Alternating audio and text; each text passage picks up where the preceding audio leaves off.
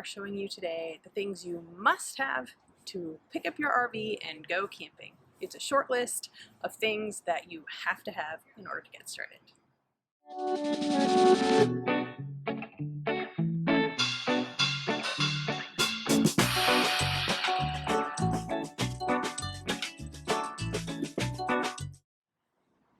So one of the things that I found to be confusing when we got our trailer was what exactly do you have to have in order to pick it up? There's a lot of things you might want to have, but what things do I have to pick it up from the RV dealer or wherever you're getting it and go camping? So this video is going to outline the things you absolutely must have in order to go camping. I'm going to put a link to things that we personally bought in the comments. There's a lot of variation out there, so feel free to do your own research or just buy what we bought and make your life easier. Okay, so I'm going to break this into 5 major categories. Each of them has 2, maybe 3 things that you're going to need to buy. So you want to think about the 5 categories of driving, stability, power, water, and sewer. Those are your 5 categories. So the first thing I'm going to talk about is the driving.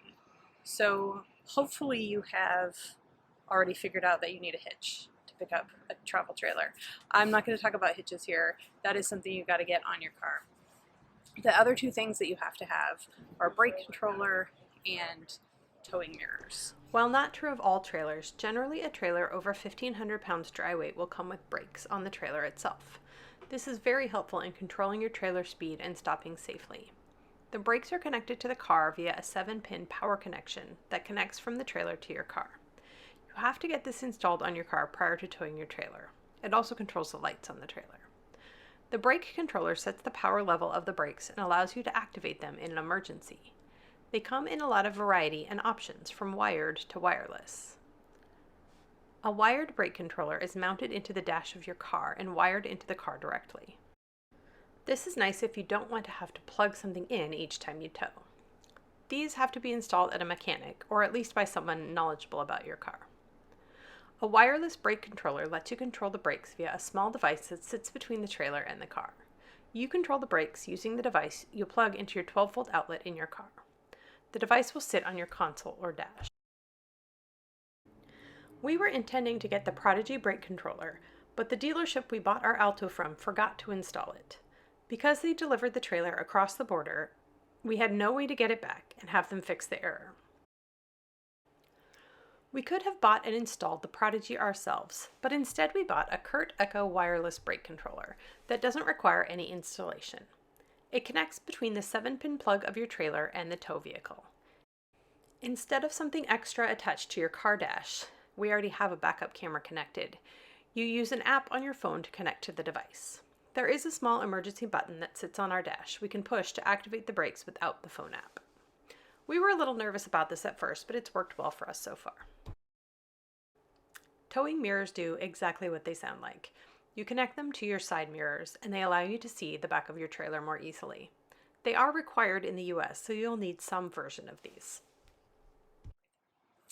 The second thing that you've got to think about is stability. So once you get to where you're going, how are you going to make sure your camper does not roll away? And how are you going to make it level? So those are the 2 things to think about for stability. So for those, a good pair of chocks. Please buy good ones. I've seen some kits that come from RV manufacturers that have really weeny chocks in them. I think it's worth it to buy nice chocks. These are really heavy. You don't want your expensive investment to go rolling down the hill once you get to your beautiful campsite. The other thing you're going to need is leveling blocks in case you're at a spot that isn't level, so that you can get your camper level from side to side. So there's a lot of different options for this. There's a really popular model called Anderson Levels. I'll put a link to that in the chat too. We didn't buy those. We bought these Lego block ones that look like this. And the reason we bought these is because you can also stack these under your tongue jack or under your stability jacks, and we wanted to just kind of have the option to use them in a lot of different ways and not have to carry extra stuff. So that's why we bought these little Lego guys. They also stack together pretty nicely, and they come in a nice little carrying case, so that's kind of handy. You also need a level. This is not something that we thought of right away. Bring yourself a level when you pick up your trailer, because when you go park, you need to make sure it is level. Now we have stuck these levels to the outside of our trailer, but guess how we knew it was level? We had a level. And bring a bigger one, like, you know, this size would be handy, because that way you've got comfort knowing. You don't have to keep it with you all the time, but once you got your outside stickers on, it's easier, but don't forget your levels. All right, the third thing to talk about is power. Now you should have a cable, a power cord that comes with your camper, I hope. If not, we'll put a link in the comments for one. Ours came with one, so this is what connects from your camper to whatever power source you're using. That should come with your camper. The thing that's not going to come with your camper that you have to have is a surge protector. The reason that you have to have this surge protector is because the campground wiring is unpredictable, and you don't want to trust that it's going to be consistent and stable and not damage the wiring in your trailer. And that is an expensive fix. These can be pretty pricey too, but a lot less expensive than getting your camper rewired. So get yourself a surge protector. Be sure you plug it in to the campground box when you get there. Make sure the light comes on that says it's working, and then plug your camper in. Okay, next we're going to talk about water. So you will need a water hose. There's specific RV hoses that are meant for water that you're going to drink. Don't use a garden hose, please. We have this one that's super flexible. I have to say it's really nice. It folds up really easily, so that's been really handy.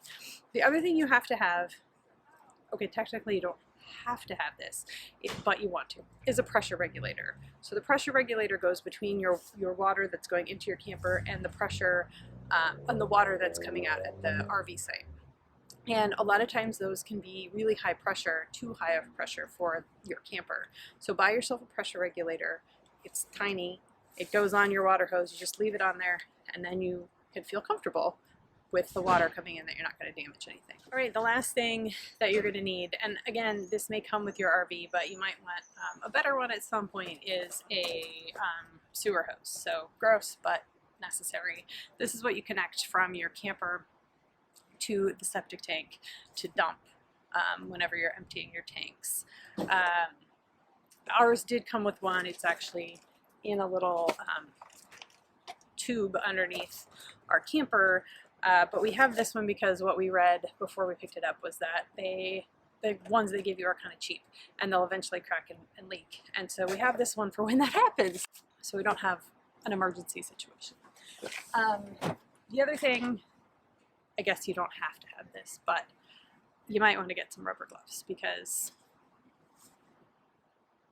do I really need to tell you why? I don't think I do. So those are the key things that you have to have in order to pick up your trailer. There's only 11 things on this list, so it's really not that overwhelming. In fact, they all fit very nicely into this little compartment at the front of our trailer, so we have them on hand when we're ready to set up. Happy camping! Thanks for watching. Hope you enjoyed the video. Please subscribe to find more videos like this, or find us at outdoorsmadesimple.com.